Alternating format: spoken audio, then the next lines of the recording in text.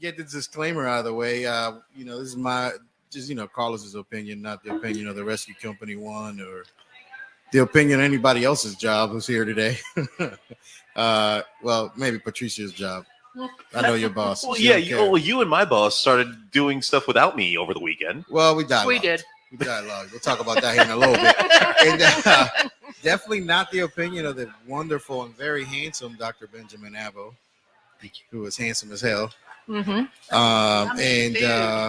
Not of the rescue company one. Yeah, absolutely. And anybody that hires the rescue company one. Correct. And like we always say, if anything I say offends you, well, there you go. Turn it off.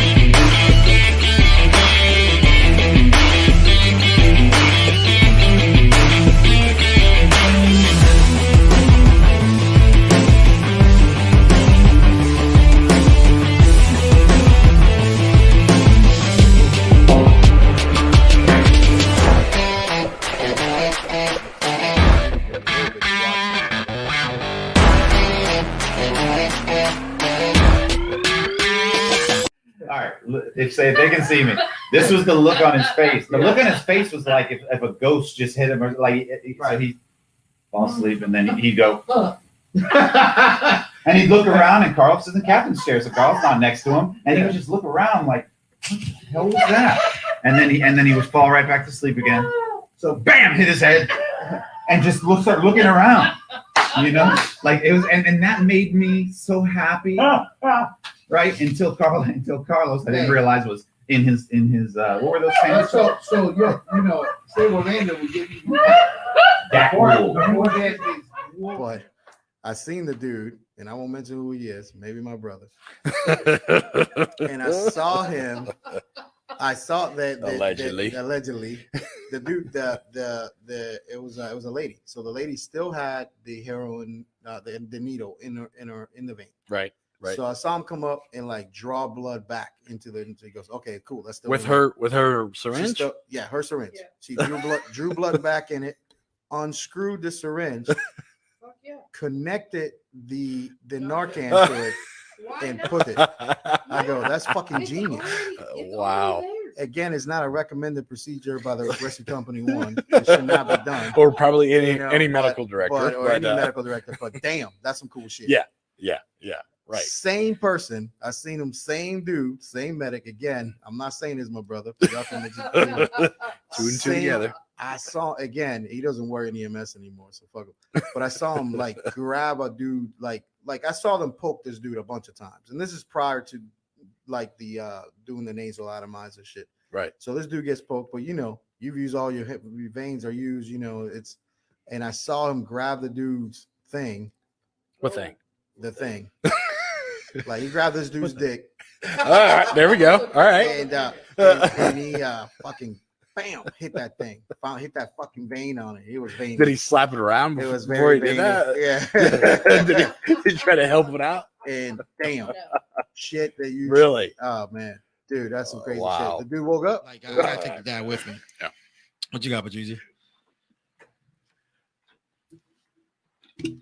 It's good. So I love the fact that listeners message directly. Oh yeah. And one listener just got blocked on Facebook while watching this because of a comment he posted. Really? Yeah. So I'm gonna put the post that he put up there. Let me put my glasses on for this. I shit you not. That is what he just sent me. Oh my god! Because of the comment he put on your live feed, he just got blocked on Facebook. That is crazy. Oh my god! Sorry, man. Shout out to Bobby Taylor. I love Bobby. Oh Oh my God, I love the freaking people listening to this thing. I can tell a serious story for that. So we burned the fuel, but that's kind of gone away. Yeah, like two big things you get like a bunch of dudes smiling and doing a bunch of shit is after a house fire or dinner time. Yeah. Oh yeah. You know what I mean? Dinner time at the fire department is like when you got a bunch of guys out, it's probably the same shit. Everywhere I've gone is like we could solve any problem in the world at the kitchen table. The kitchen table. Yep. Yeah, that dinner table at the fire department. Like originally before we decided as the Rotor term, we were gonna call this the dinner table. The firehouse dinner table. Cause like I'm gonna tell you. There's some shit that like you get all your legal advice. Oh yeah. God, all the lawyers that work a bunch of attorneys. That blows my mind. I can't believe how many like out of work lawyers work as firefighters. Some of the worst fucking advice you can get going through a divorce. And accountants. Oh yeah. Every single one of these motherfuckers knows. The best one was when people are trying to get you to buy that like dinars. Remember that shit? Oh yeah. I still got mine. Every fireman I know in the world has fucking dinars. Yeah. I currently I don't even know what that is. That is Iraqi money. The new Iraqi money. Yeah. I'm pretty sure I do own some dinars. Yep. I still do. I got $500,000 like $200. Yeah. You can buy. Couldn't take my money fast enough. Yeah, you can buy Doritos in fucking Iraq with dinars. Right?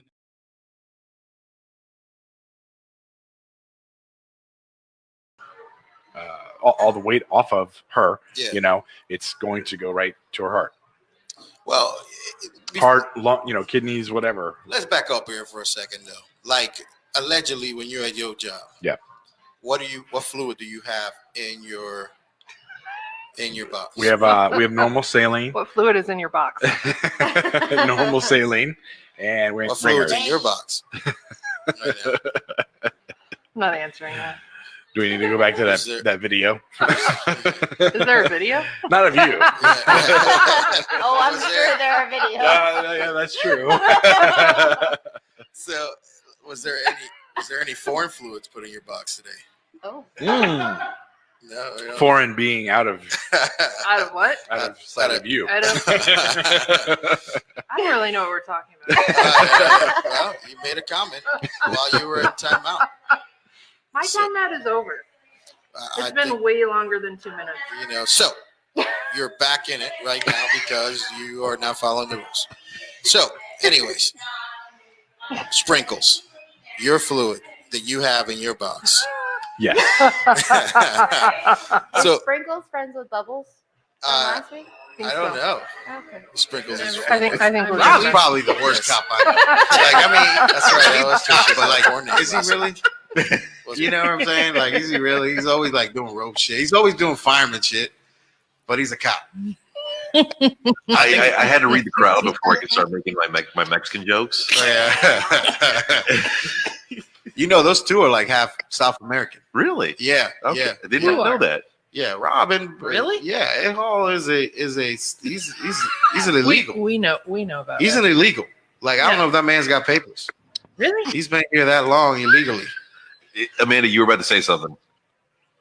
What's he say? I don't remember what it was. Oh, Amanda's driving home.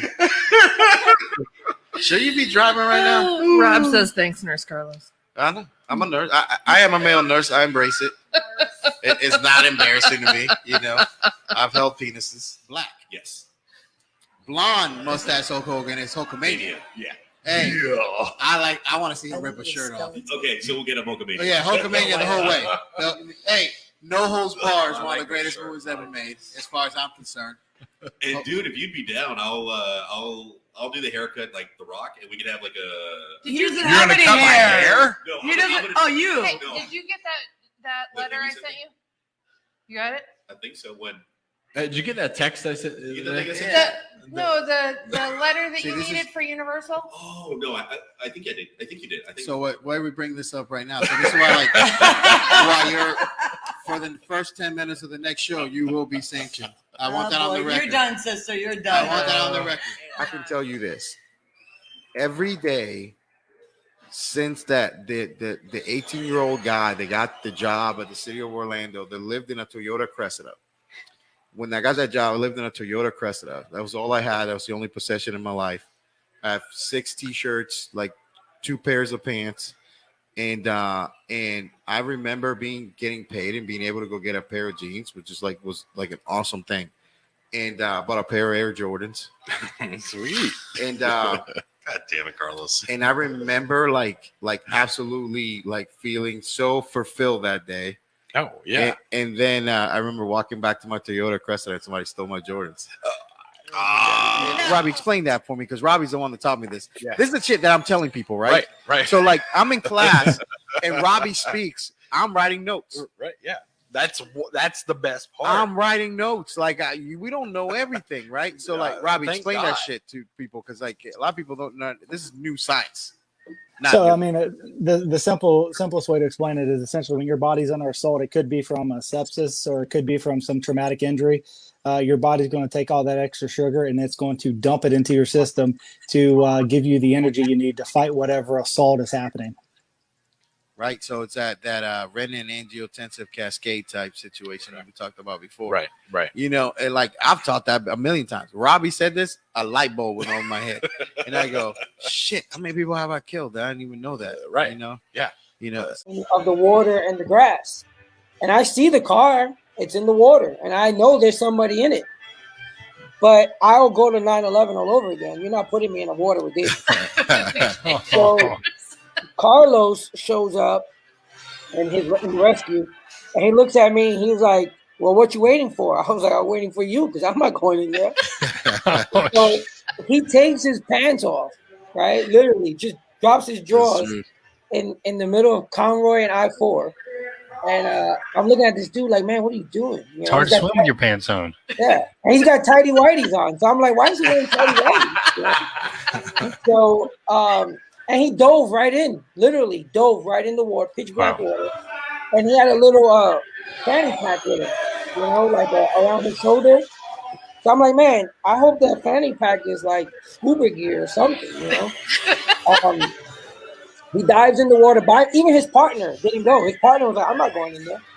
So he dives in, and sure, I swear I'm not exaggerating at all. He pulled the lady right out of that car. And brought her back to land to us, and then I said, all right, I'll handle it from here, but I'm not going in that water, you know. Wow. So, you know, we all have our limits, but, you know. So you lived in Florida for a while. Do you still have those limits? Oh, yeah, I'm not getting my question is for you, Doc. Like, meditation on the how beach. do you like not break down? How do you get rid of the emotions? How do you cope with everything that we see? Because that's a big thing in our in EMS right now. Yeah, it kind of depends, and it's also a combination. Yeah. I have no problem talking about it. It's cathartic when I do. Yeah. When you know, and then if I feel the need to hug a colleague or hug a patient's family or a patient or something, I do. Yeah. If I need to cry, I'll cry. I find nothing wrong with it. Yeah. I don't know. It's, you know, I started in EMS at the day after I turned 16, and I would think about those things. Yeah. And I underwent my first CISM debriefing when I was 17 years old. That's crazy. After an MCI on the Jersey Turnpike. And I actually joined the Pittsburgh CISM team, went through the training and stuff. So I've always kind of thought about it and how to process to try to avoid it as much as I can and just learn different ways to cope. But I talk about it. I think things through. Usually I try to wait till after the moment because I got to keep my head in the game. Yeah. While in it.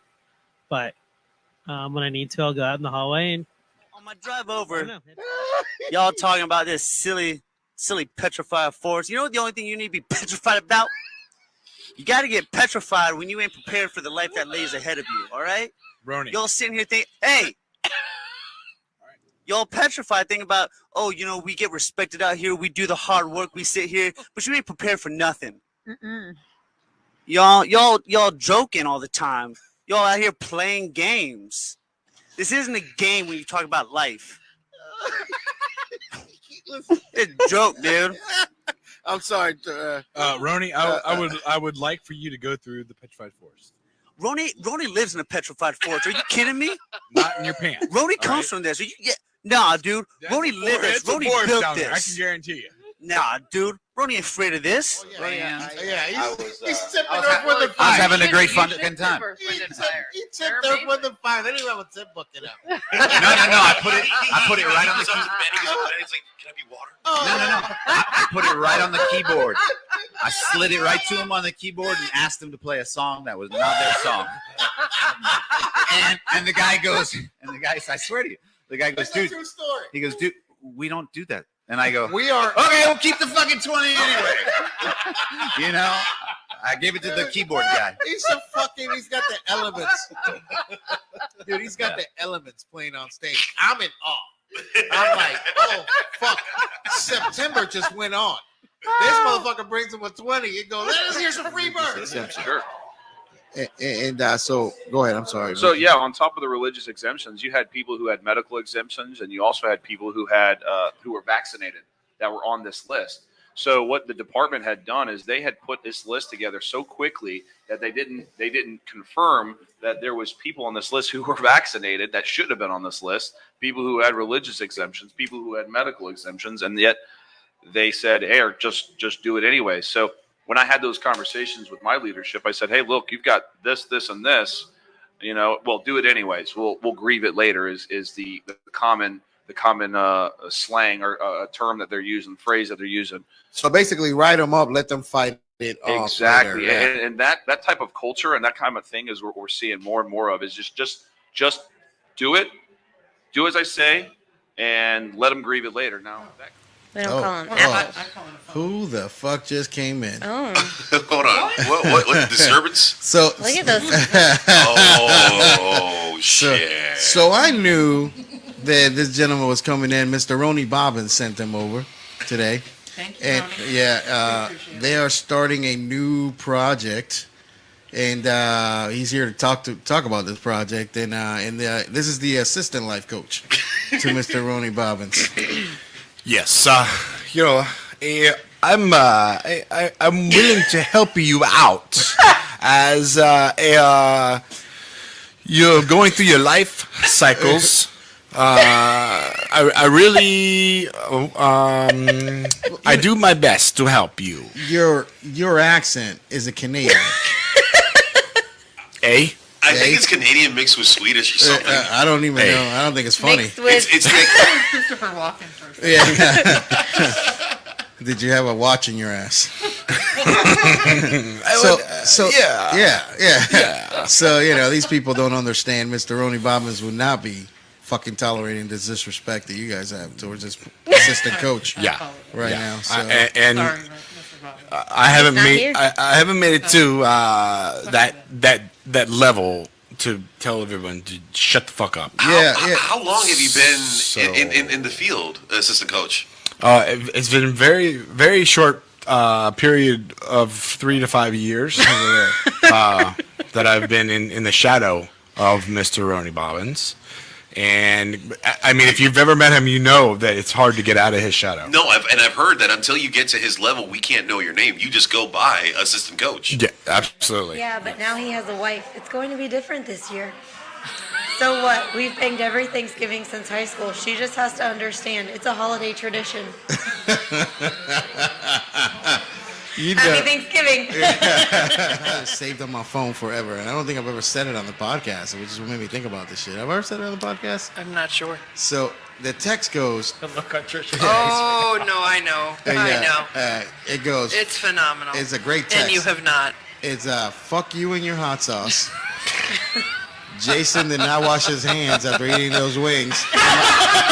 And my vagina's on fire. You did mention that. Best text ever. You mentioned that in episode 33. It's the best fucking text ever, and I've saved it on my phone forever. You can't end it better than that. Till next time, go for yourself.